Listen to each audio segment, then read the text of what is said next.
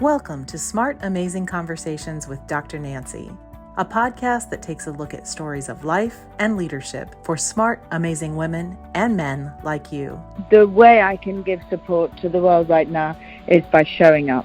The most important thing is don't think just that you have to bring anything. Bring yourself, show up. If you are in a position of leadership and a position of management, bring women along with you. Supporting women is Dr. Nancy's passion and her purpose, and talking with other women and men who promote women's leadership is one of her favorite things to do. I've yet to meet a woman who did not know what she really wanted.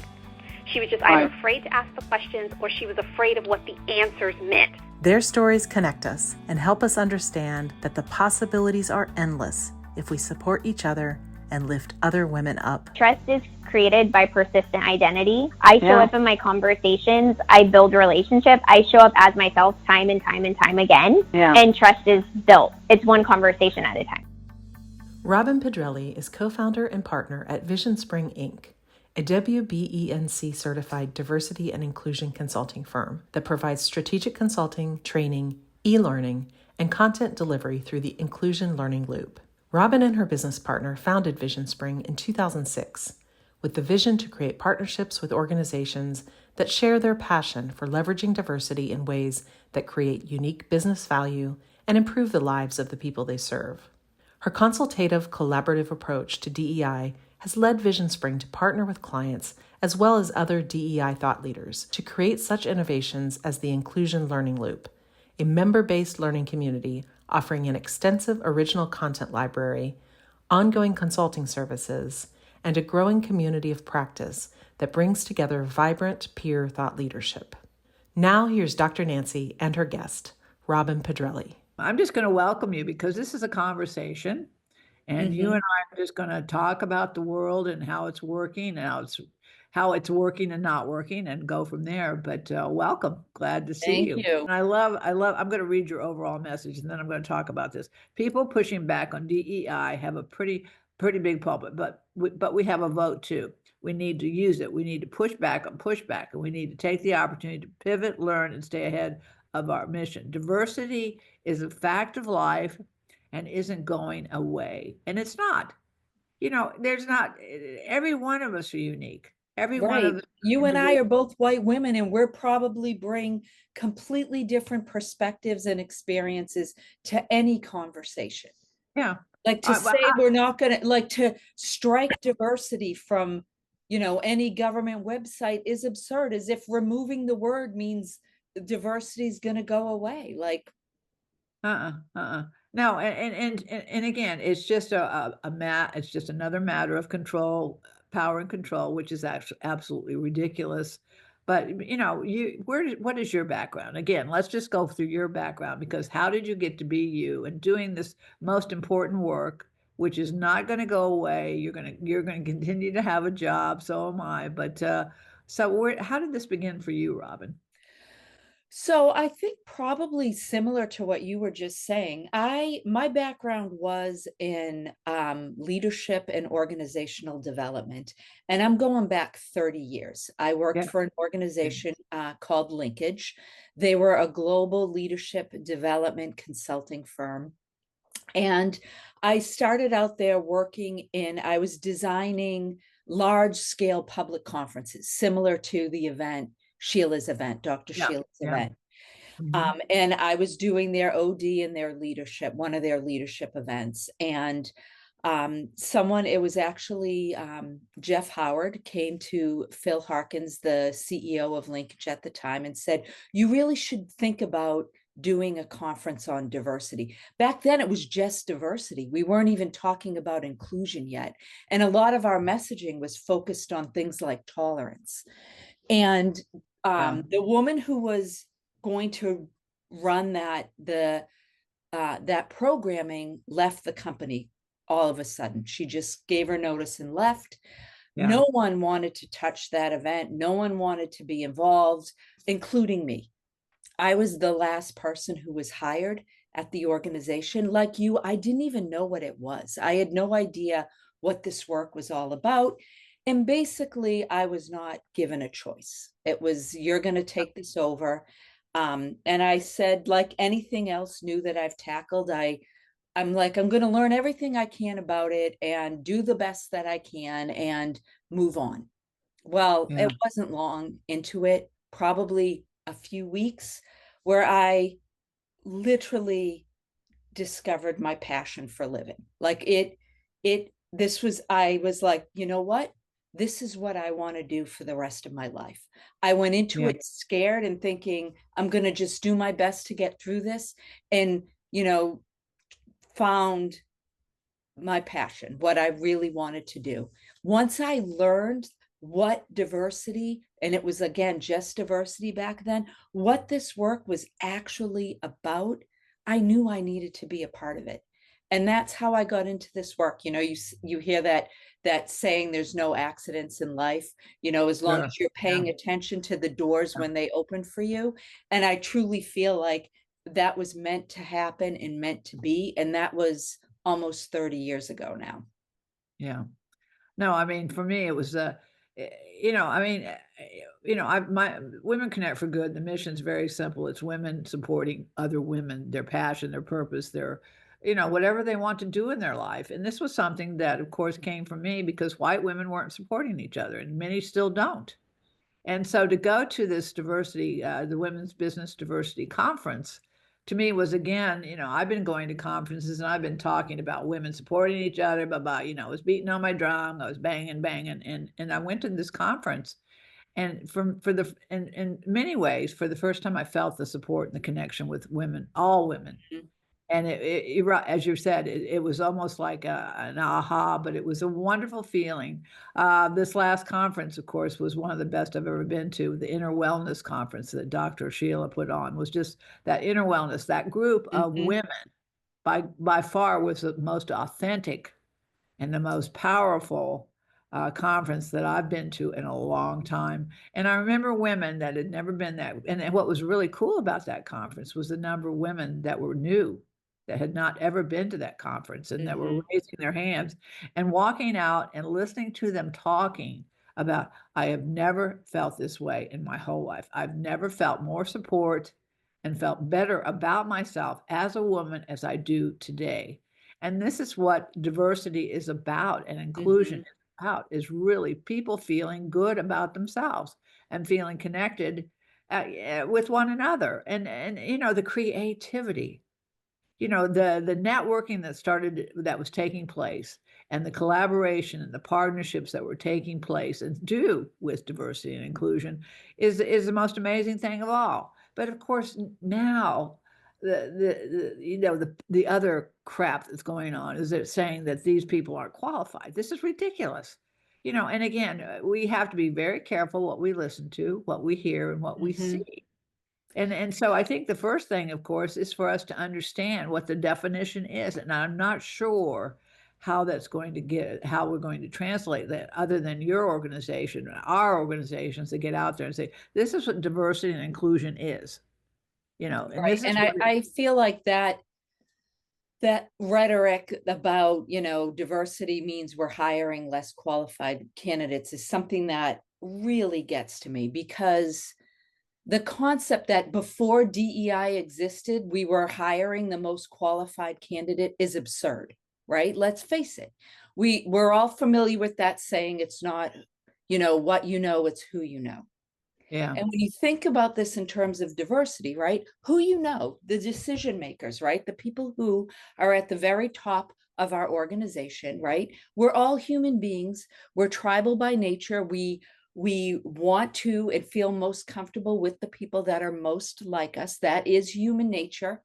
And when you're in a position of power, right? The people are, the people who belong to your country club.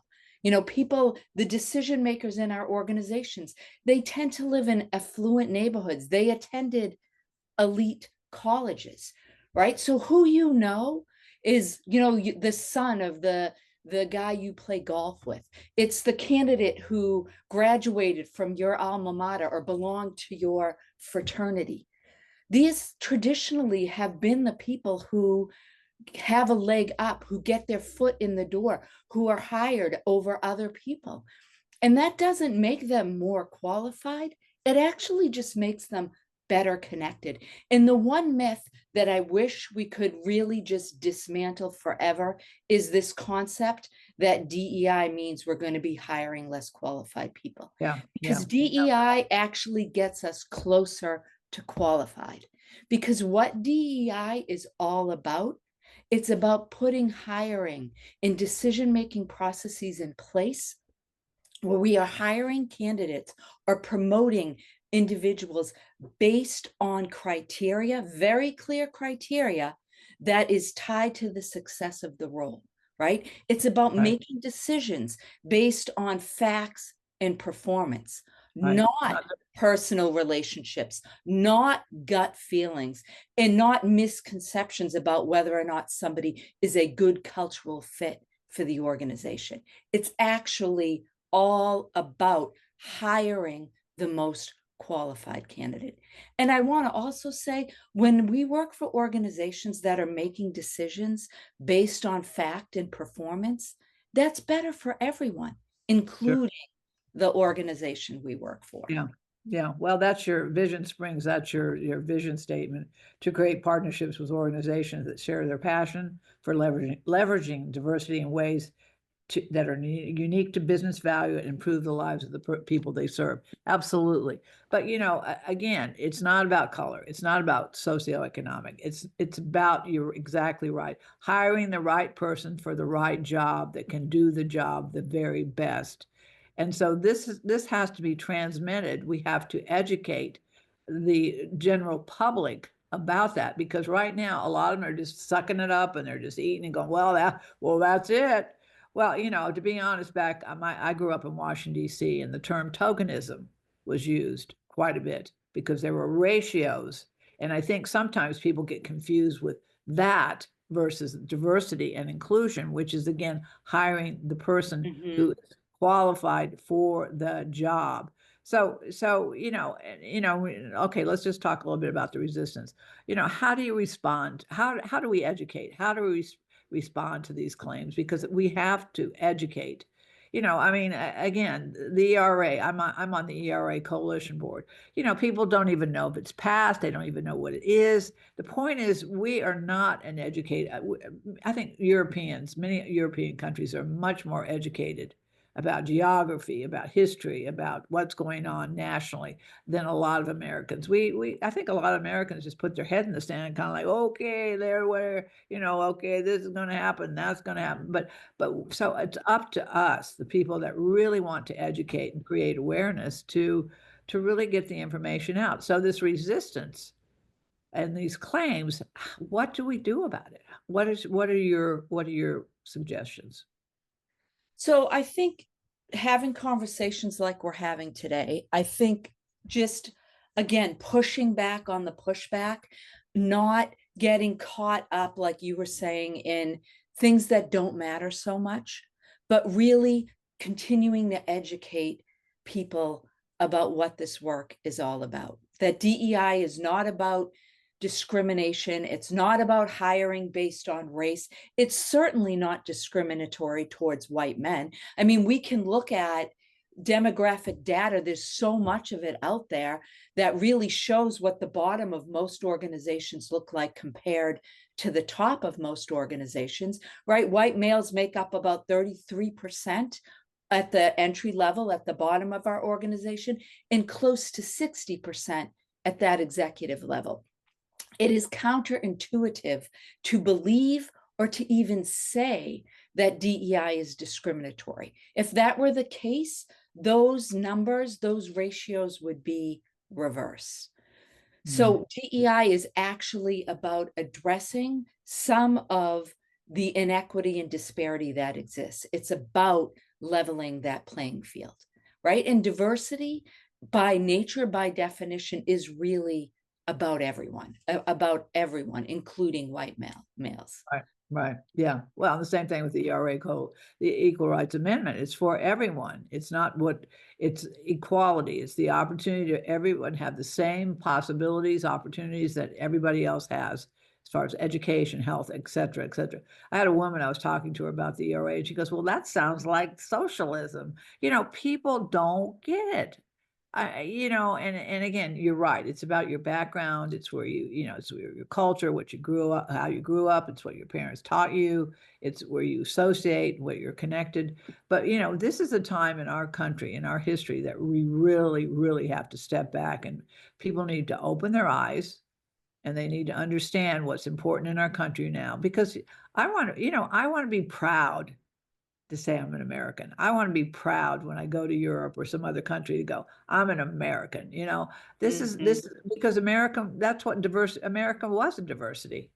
It was about all the opening the Statue of Liberty stands in the harbor to welcome everyone to the United States, or was there by a gift from France to welcome everyone from other countries to come into our country, to make it an amazing country. I mean, we're all immigrants, by the way, so we've kind of lost track of who we are and where we've come from.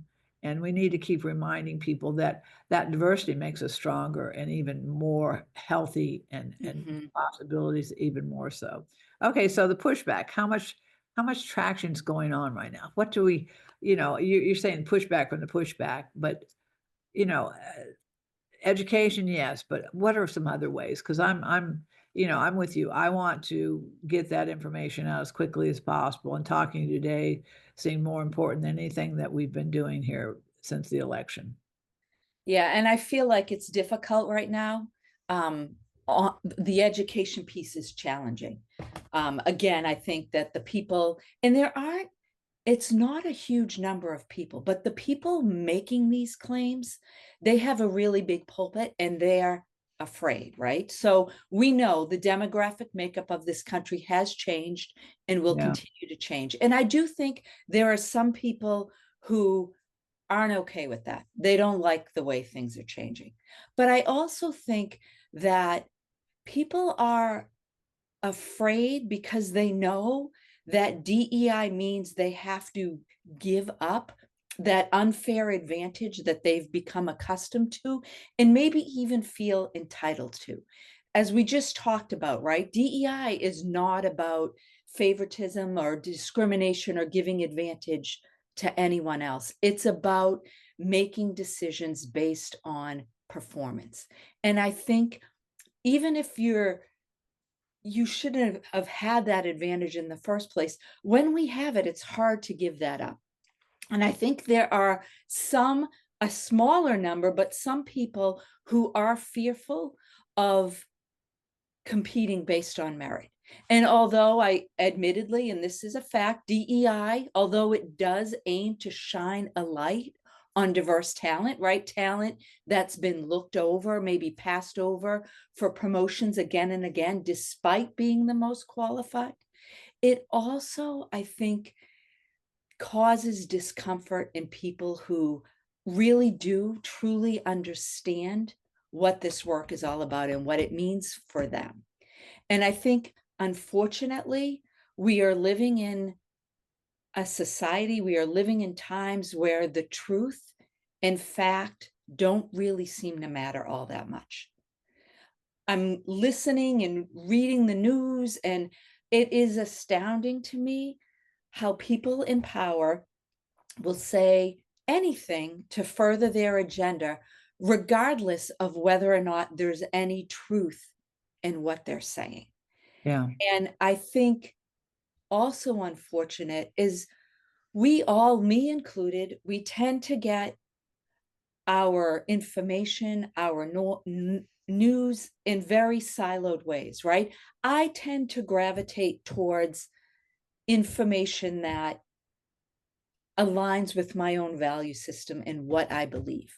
I also happen to believe that the places where I'm looking for news is more steeped in truth and fact, but that everyone thinks that, right? They're getting their news in certain places and they believe that too. So it is very difficult. I always think about, when I was a kid and I remember sitting around my kitchen table and the news would come on, everyone in the country was listening to, the same news. Maybe we had 3 choices, right? We were all getting our news from the same places. We read our local newspaper, and we all got the same information and then made decisions based on that. Yeah. Now, like, we're all getting such different information. It is challenging to know how to combat that, how to push back on that when we're not dealing in truth all of the time. Women Connect for Good, we're starting a program. It's called Did You Know? And it's really about fact-based information that we're getting out about things. And this is something that, again, we talk about this all the time. Be careful what you read, what you hear, and what you see, because it's not necessarily true. Now we have AI. We have people calling us that they're not people necessarily. They're voices that are imitating. The thing is that you're right, but women are watching news based on what they, as you say, your values. But the news is just as prone because of advertisers and sponsors and who's who, just as much as anything else. So social media, we have to be very, very careful where we're getting information and check it out. Is it actually factual information? And I think what's going on, especially during this time, is that there's a lot, as you said, a lot of things are being said and done that aren't necessarily true. But again, it's getting your attention and it's creating when I can create chaos and fear in you, then and I tell you, I'm going to turn around and I'm going to save you. I've got something that's going to save you and what's going on, then you're going to go, yeah. And that's kind of what's been going on. It's just this constant, China's going to take over the Panama Canal. Fentanyl's coming from Canada. We're hearing this stuff that's absolutely blown out of proportion. We have to be extremely careful. And so we're doing this, Did You Know? Not only are we doing the Lift Women Up campaign, which we're lifting women each and every day and giving them ways to empower themselves and to feel good about themselves in this world, but we're talking about, did you know? Get the facts. And this is DEI, is get the facts. And we're in a time and a place that this is more important than ever. I agree. And I think that if I have some advice for this Did You Know campaign, I think we need to think about the messaging we're using to communicate, the way in which we're communicate this messaging. I feel like we need to be delivering this message in a way that makes sense to and for everyone. And I think a lot of the reason why this rhetoric has been getting so much traction is I feel like we've created kind of this us and them mentality. Yeah. And I feel like we've also kind of focused on the wrong things, right? And I feel like whenever you tread like new ground, whenever you're doing something new, there's going to be questions and missteps, right? And let's face it, this work is constantly changing and evolving. What we call it, how we talk about it, what words are okay to use now, what words we used 6 months ago that are now offensive. I live and breathe this work, and I find it difficult to keep up with it. Yeah. And I think, well, give us an example of what you're saying. Okay, what are words that used to be okay and now are considered offensive? Give me an example. So, for example, like something simple like diverse employees. Some people don't want to use the term diverse employees for a number of different reasons. Employees are employees. We don't want to call out diverse employees, or using words like minorities. At some point, it was, some people are okay with it and some people aren't. And within the realm of social media, it's you can get really attacked for not looking at the overall message. Somebody who would be a champion or an ally is putting out some messaging and they use the word minority, for instance. Yeah. And instead of focusing on the big message that this person, what they're actually saying is really wonderful and makes sense, and we want to embrace this person, they end up being attacked, right? We end up dealing in a shame and blame game, right? Where people might say something, make a misstep. Then we're dealing with, social, even professional exclusion, where people are being reprimanded, even disciplined for accidentally using the wrong word. Even like things like, for instance, brown bag lunch, or there's so many. I mean, we could spend the next 30 minutes just going over that. And I agree. We need to be using more inclusive language. We need to understand where a lot of these terms that are just normal parts of our vocabulary, where they came from and what they mean to different people who have different lived experiences.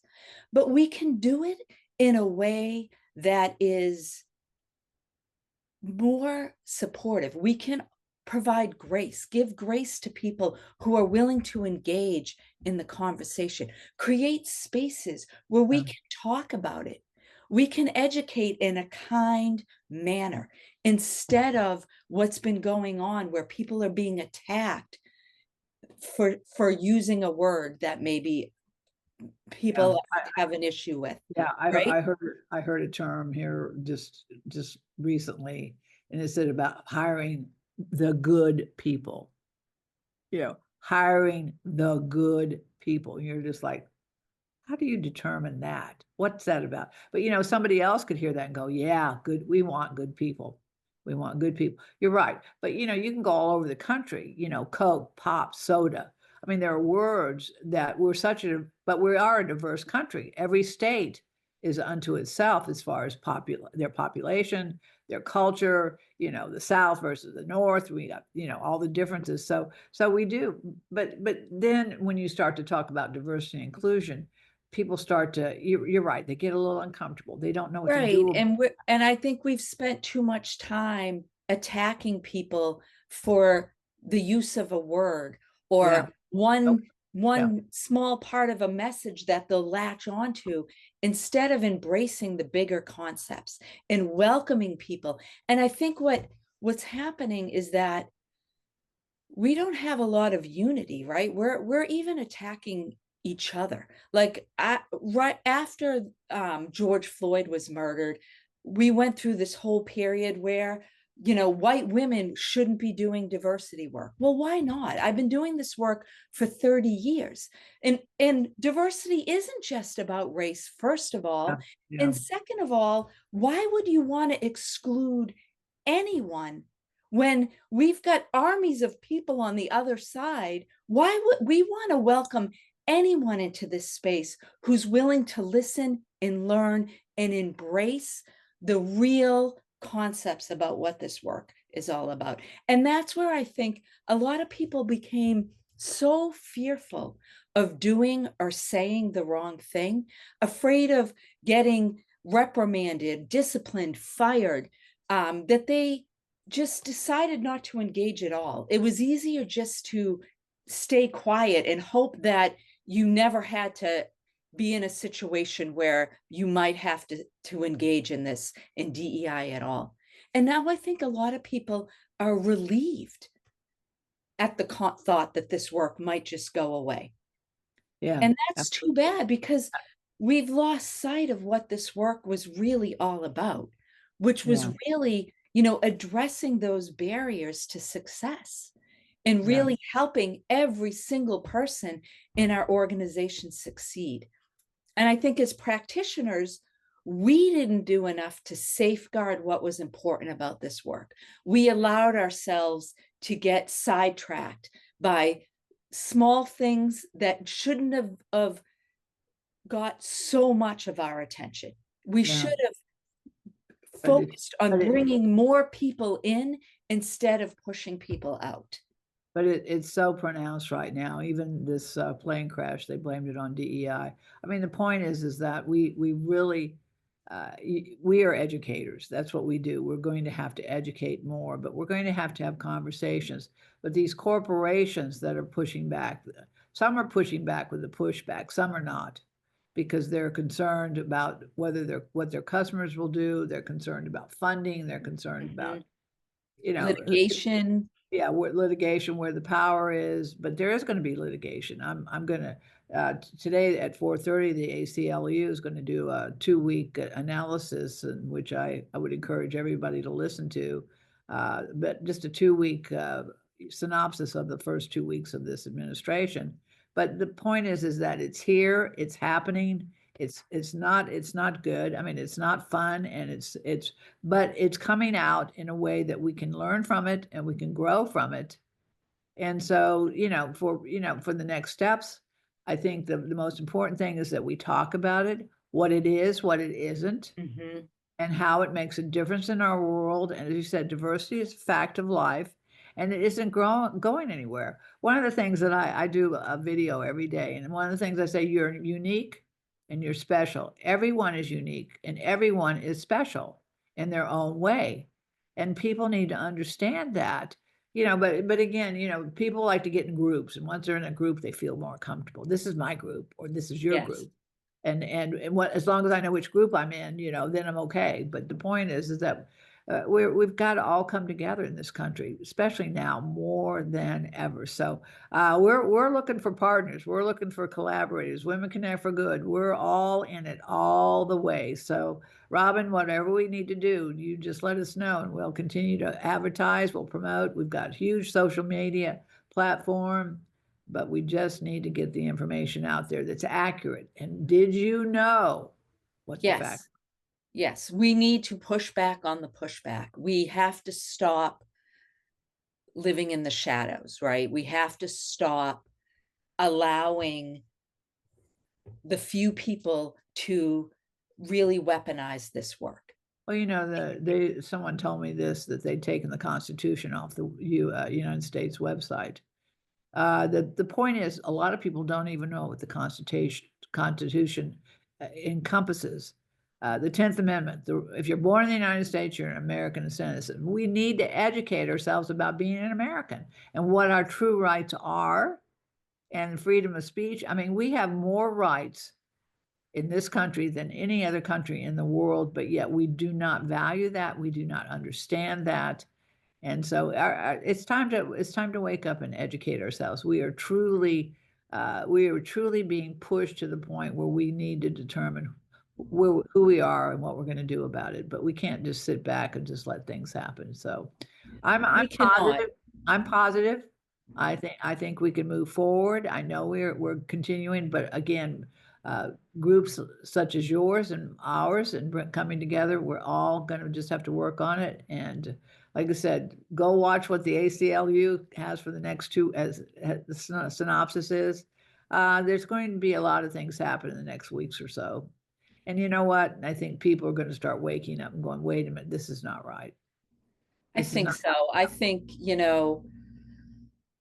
I mean, how we got here,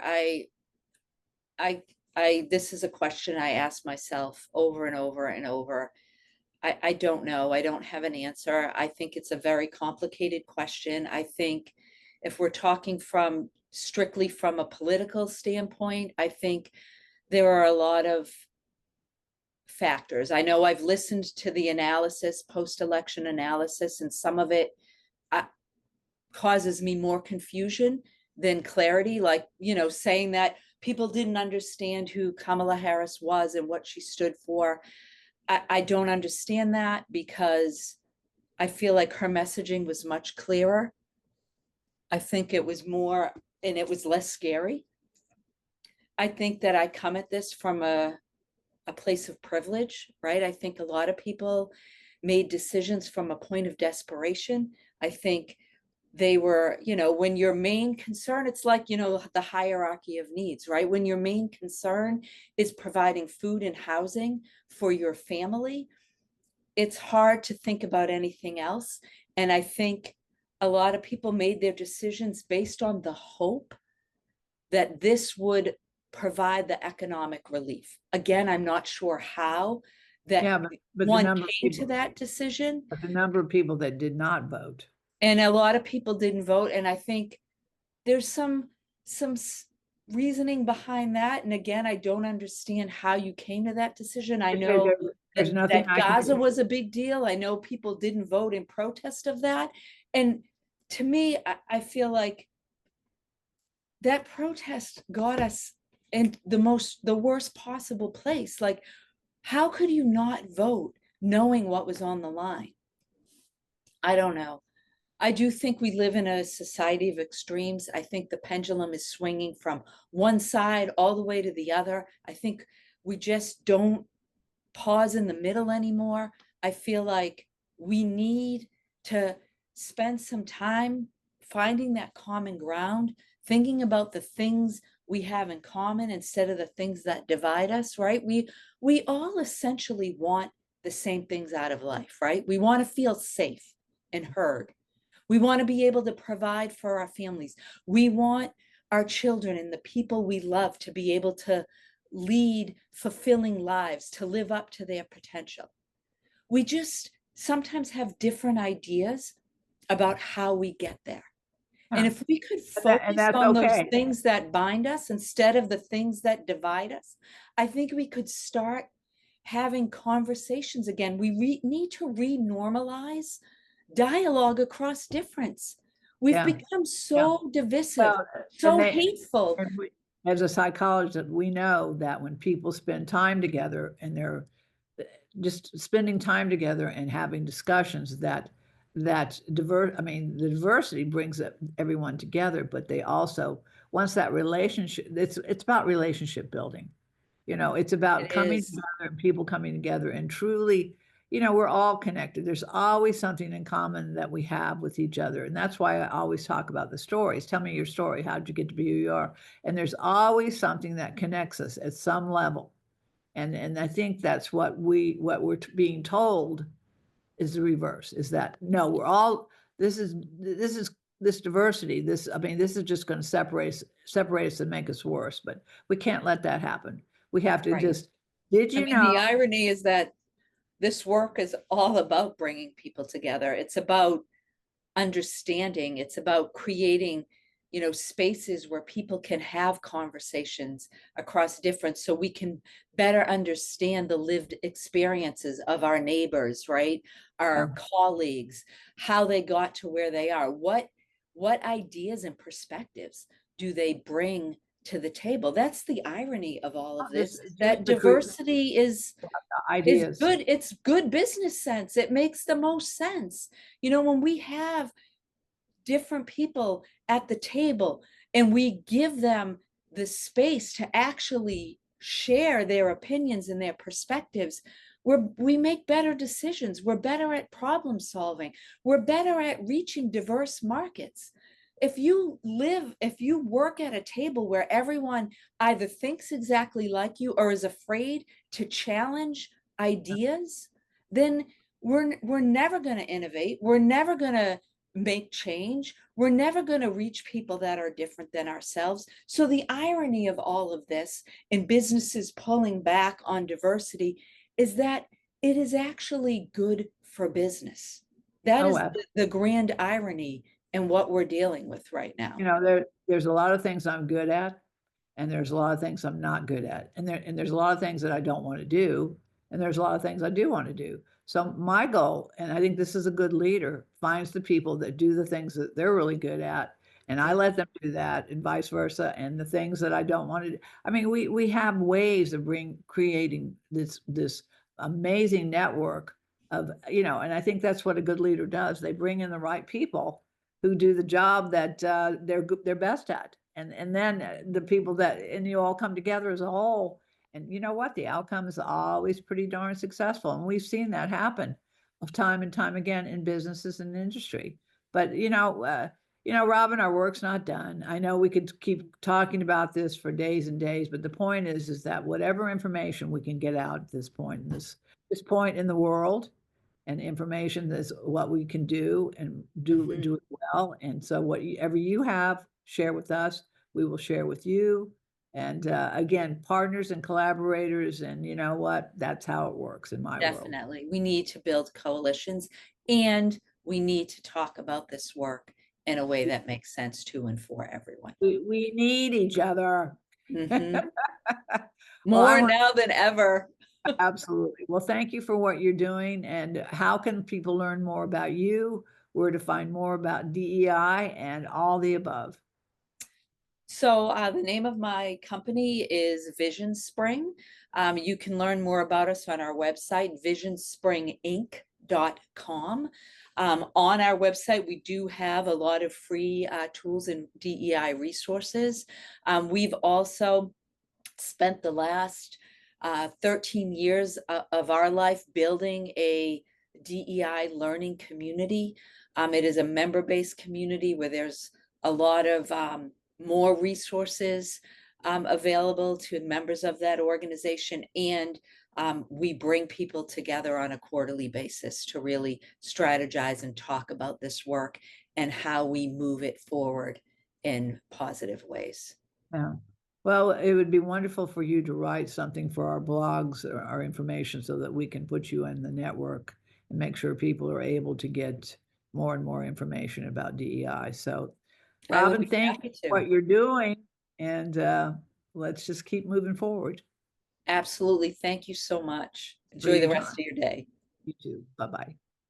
If you enjoy these smart, amazing conversations, please subscribe, rate, and review them on Apple Podcasts, Spotify, Amazon, or wherever you listen to your favorite podcasts. And read and enjoy more amazing stories in my books, In This Together, How Successful Women Support Each Other in Work and Life, and Leading Women, 20 Influential Women Share Their Secrets to Leadership, Business, and Life. Thank you for listening.